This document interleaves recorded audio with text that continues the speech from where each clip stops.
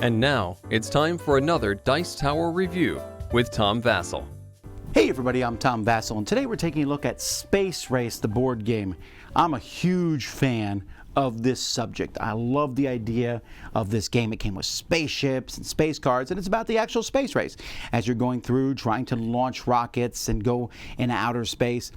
That theme is in the background. This is actually what we call an engine building game. You're actually building space engines, I guess, but you are building cards in front of you, a tableau of cards that as you play another card, you can do different combinations and trying to do different breakthroughs and finish off projects. Let me show you.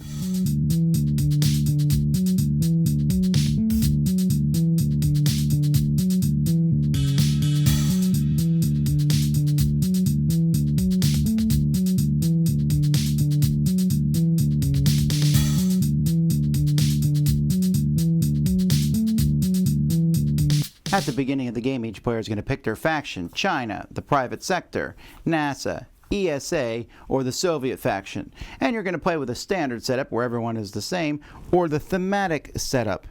Each of the players is going to get their own deck of cards. That is 1, 3, and 6 of technology, breakthrough, propaganda, and the space program. However, if you're playing with a thematic setup, you'll get some other numbers that will be different with different special abilities on them that will replace 4 of the cards in your deck. Either way, this is not necessarily a deck of cards, it's a hand of cards. You're going to be playing one of these each round of the game, and once you play it, you're likely not going to be able to play it again. Players are attempting to score points, which are measured in years going around the board, and you're going to get points from completing projects, from controlling different areas here on the breakthrough tracker, and from missions and getting cards in front of you.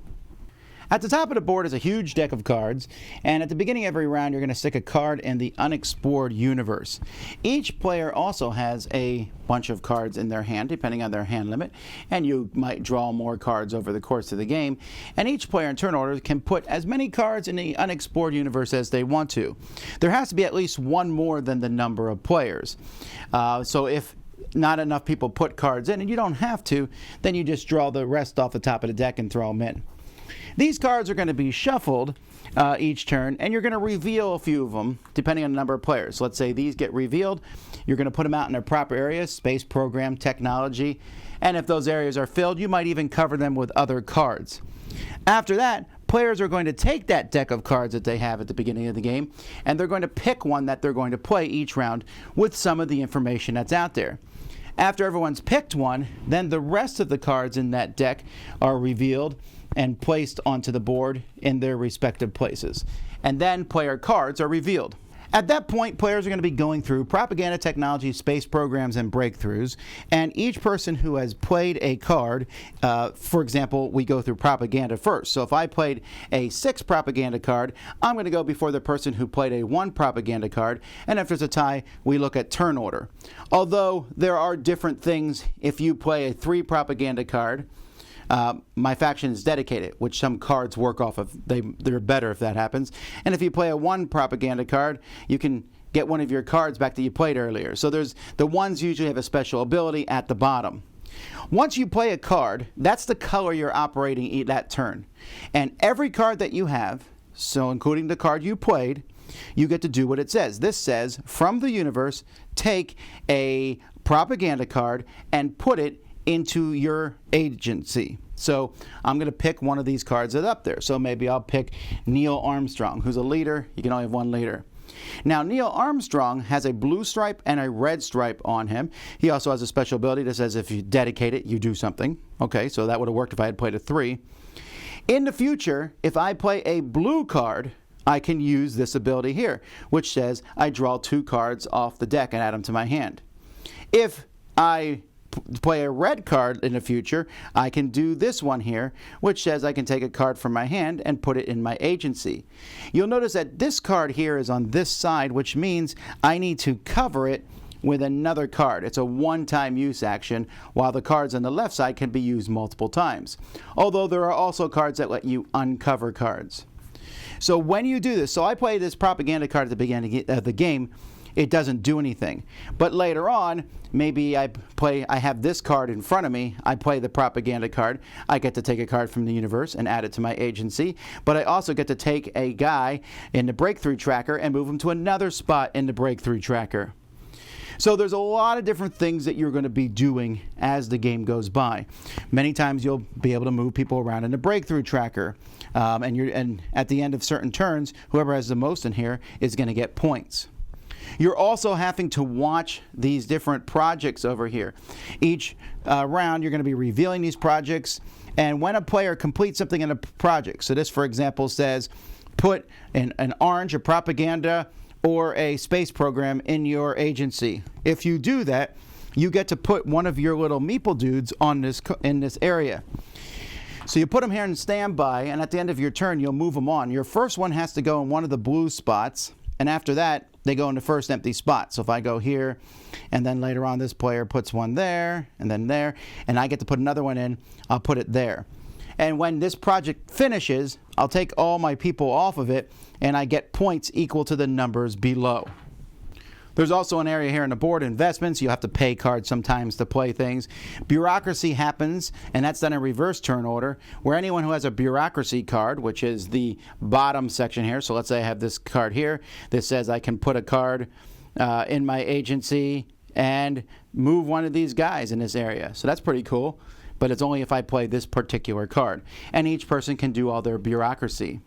At the end of a round, you're going to look at your spaceship here, and this is going to be different based on, you can pick multiple spaceships, but usually it will say something that says add a new project, and then it will say close a project later on. This one then says score for your stripe. What that means is, let's say I played an orange card this turn. I score for all the orange cards that are in front of me based on the numbers that are on them. So if I have these two cards in front of me here, you'll notice they have an orange stripe of 1, so I would get 2 points. So you can see these particular cards give you a point no matter what color you play, while some cards, like this one, give you 2 points if you play a purple or a red. And then there's Alan Shepard here, a leader, who gives you 1 point per color, but if you're dedicated, then these are worth 3. So everyone's going to get points for that. You also get points for controlling areas. So for example, this gives 2 to first and second place in the breakthrough areas for each area that you control. And there's other ways to get points. Sometimes you get points for research. You'll have a research area in front of you, and if you have cards in there, you get points for that. But that's pretty much it. You're just going to go through that 7 times here, and each time you're done, you're going to turn this rocket ship over to show that the round's over, and at the end of the game, whoever has the most points is the winner. The game's components are fantastic for the most part. Now you'll notice these 2 rockets, they come with a Cold War expansion. There's space for them here, but they don't come with the base game. But the little dudes are great. They're different colors, different shapes, have screen printing on them. There's spots for the rocket ships. I don't know that I'm a huge fan of the rocket ships. I mean, I love how they look, but they're not the best thing on a scoring track. You do skip one, so you don't ever have 2 on the same thing, but I mean, they're not bad. They look really cool. What I really do like about the game are the cards. Now, I got some miscuts in mine. You can see there's a white stripe on them. It's not that big of a deal, but it is noticeable. But the cards, other than that, are super good quality, and I love the art on them. These are fantastic looking cards. I like the pictures. You know, all this stuff from history is in this deck. It's really neat. Now, the symbology can be confusing. We're talking fairly confusing symbology. For example, what does that mean? This means you can take one card from your hand or the deck and then put that card in your hand or in your research section. And then if it's purple, you can do it one more time. Well, that's a lot of symbology. Now, fortunately, that symbology is in the back of your faction. It shows you what everything is. Although, sometimes they don't use colors, and I guess that bugs me a little bit. So, for example, here, this says if you put a propaganda card in your agency, then you get to put a guy in this thing. That's fantastic, but why is this not orange? Propaganda is orange. Why not use the colors? And some people, everyone I played this with, has complained that the board is big and blue and, you know, just a big giant blue board. But that doesn't bother me as much because you're filling it up with colorful cards. But there is a lot going on in this game. It's not an easy game to go through. I thought the rule book was decent, but not great. But the components, like I said, I think they're pretty neat.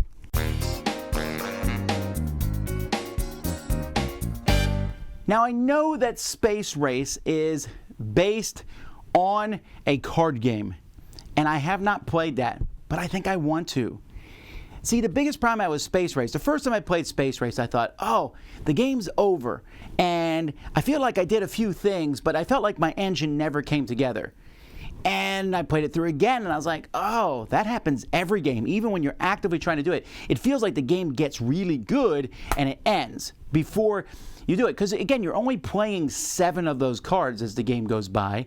And, yes, you can make it so that I'll play a red card, and I have 3 red cards out there, and all these red cards go off. That's cool, but it doesn't happen a lot. It doesn't feel like the game ever gets going. And that area control and the projects, they felt like extra stuff tacked on.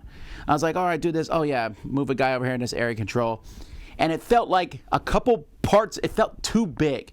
It felt like there's a lot of cool things, but there's too much going on. That's one problem I had with the game. Another problem was that deck's so huge. The idea of people throwing cards into the deck, and then those cards come out a little bit at a time, and you're trying to play a card, getting a card that no one else might want, that concept works well. Again, I thought that was really cool. But if I'm looking for a specific orange card, and I'm calling them by their colors, but propaganda, technology, whatever. If I'm looking for a specific one, there are cards that will do different things. Like some cards let you send cards to research. And then you get a bunch of points for cards that are in research by playing this and that. And this card works by having a lot of people in area control. Okay, great. But I don't know where these cards are. I can't really dig through the deck to look for them. I just have to hope cards that work with my strategy show up. The deck, and I know I usually like huge decks with many different cards, it was too big, and you don't go through it that much. Again, you're just getting a few cards. So I felt unsatisfied with the game. But I like it. So it's kind of weird. I like the game, but at the end I feel like, well, it just feels like there's too much. It feels bloated, first of all. I think the projects feel you have to constantly return every time I play a card. Oh, did I get a project? Okay, put these out there.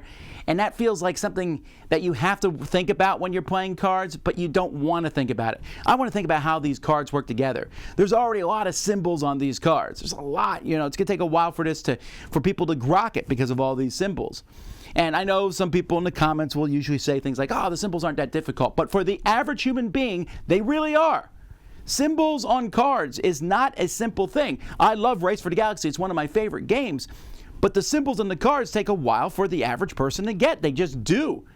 And this game is going to have that same problem. In fact, this game is going to be compared to Race for the Galaxy a lot. But Race for the Galaxy is a streamlined, smooth machine. This is not. This feels clunky, and you can switch what rocket ship you're on, but that just changes the scoring slightly. The different projects are going to be out each turn, but they don't really do anything different. The variety and versatility of the game is in that deck of cards. That's the best part, and that's why I'm going to hunt down the card game version of this, because I wonder if that's the game I want. Here, it's a huge box. There's a lot going on in it, but I think it's bigger than the game is, which, yeah. So I can't really recommend. I like the idea. I like the theme. I like the mechanisms for the most part. It just feels like there's a couple too many, and the different cards in it, there's just too much going on. So there you go. That's Space Race. I'm Tom Vasel. We'll see you next time. Dice Tower Judgment. There's a really good game somewhere in this one.